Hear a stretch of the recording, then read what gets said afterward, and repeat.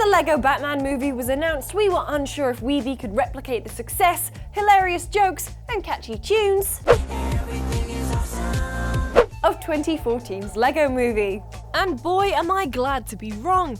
We caught an advanced screening of the movie last week, and the official screenplay verdict is a resounding thumbs up. And if Lego, Batman, DC, or all of the above take your fancy, definitely make sure to subscribe to GameSpot Universe's YouTube channel. So without further ado, here's 5 spoiler-free reasons why you need to go and see the Lego Batman movie. Like, now.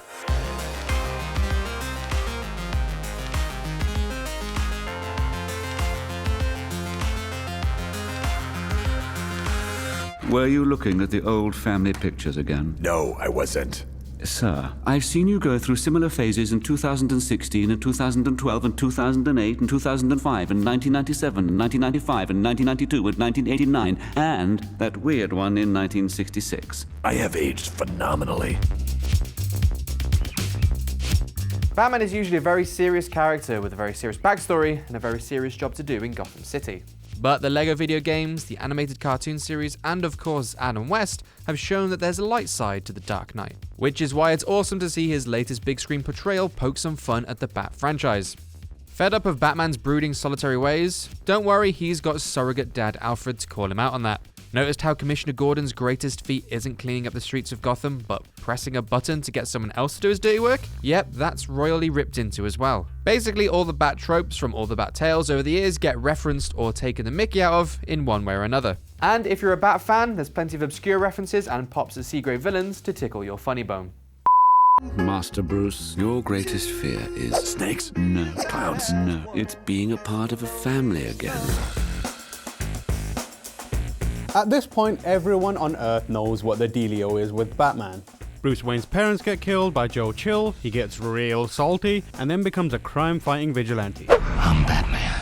Lego Batman skips all that, and instead we get a story about the Dark Knight's struggle to find a new family. For a kids movie, it deals with some pretty heavy themes, namely the numerous insecurities Batman deals with on a day-to-day basis and how they're responsible for making his life a bit empty.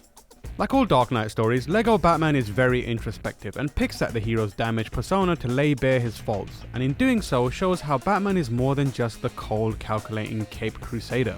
Through the introduction of characters like Robin and Batgirl, we get to see him grow into a much better person and superhero.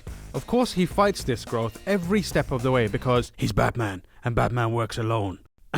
Batman doesn't need anyone or anything except his rock-hard abs, which makes those heartfelt moments of reflection and self-discovery feel genuine and endearing. And by the end of the movie, you might even shed a little Lego tear. Batman! Whoa! You're darn right, whoa. Wait, does Batman live in Bruce Wayne's basement? No, Bruce Wayne lives in Batman's attic. It's really difficult being an Arrested Development fan.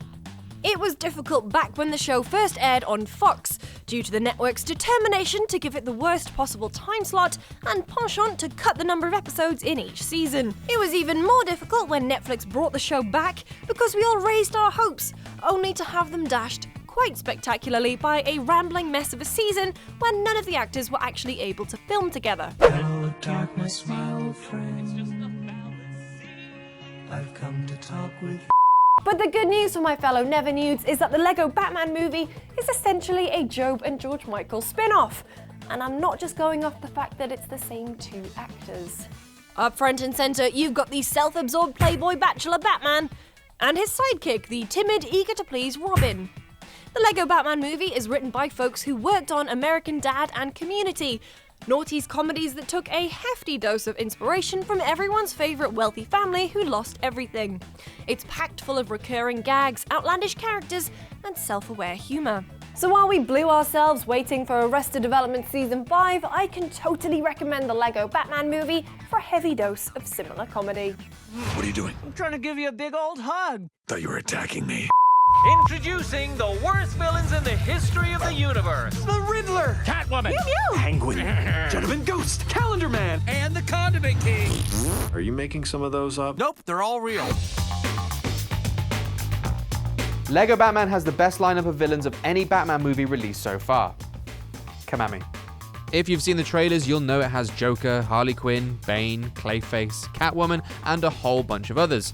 But without spoiling anything, the movie has plenty of surprises in store for viewers. The LEGO Movie made liberal use out of all the beloved movie properties Warner Bros. Had at its disposal, and LEGO Batman follows in its footsteps.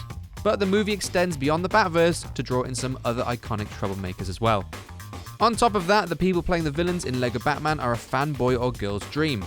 Although you may know Billy D. Williams for being Lando in Star Wars, he was also Harvey Dent in Tim Burton's Batman movie. While he never got to go full Two-Face in that film, Williams reprises his role here for LEGO Batman and voices the character. Poison Ivy is modelled on Uma Thurman from Batman and Robin, the Penguin after Danny DeVito in Batman Returns, and Catwoman is a family-friendly version of Halle Berry's rendition of Selena Kyle. Needless to say, this is a lineup of villains that every Bat fan will appreciate. You think you're my greatest enemy? Who else drives you to one-up them the way that I do? Superman. Superman's not a bad guy! I like to fight around. Are you seriously saying that there is nothing special about us? There is no us. From comic books and TV to video games and movies, we've seen the Dark Knight and the Clown Prince of Crime come to blows time and time again. While a few of these stories have tried to dig deeper into the relationship between the two eternally at odds whatever, the LEGO Batman movie might be the most successful at doing so. This is because the movie keeps it really simple. Instead of trying to create a story about political revolutions and anarchic supervillains, it basically treats both characters as if they're schoolmates that are having a bit of a falling out. Batman is the loner that is clearly and very obviously sad that he has no friends to hang out with. Joker, meanwhile, is a try-hard villain that uses insane destructive behavior as a cry for attention, but really, he just wants the attention and recognition of a certain someone else. It's charming and smart, and for my money, it's one of the coolest ways to introduce kids to the nuance in Batman and Joker's relationship without exposing him to the potentially childhood corrupting subject matter. And nobody's got a smile like you, Mr. J. Thank you, Harley. I just wish Batman would notice once in a while. Thanks for watching this week's episode. You know, we've been making screenplay for a couple of months now, and making it is pretty much the highlight of our week. And we want the final videos to be the highlight of yours too. So if there's stuff you love, or maybe even the stuff you don't like about the show, make sure to get into that comment section down below. Come find me, Dave and Tamor, on Twitter, and we would love to hear what you think. We're all big boys, so we can take it. Apart from Dave, maybe he can't take it. But you know, me and Tamor are fine. Anyway, for more videos just like this one, make sure to like and subscribe to GameSpot Universe, and we'll see you next week.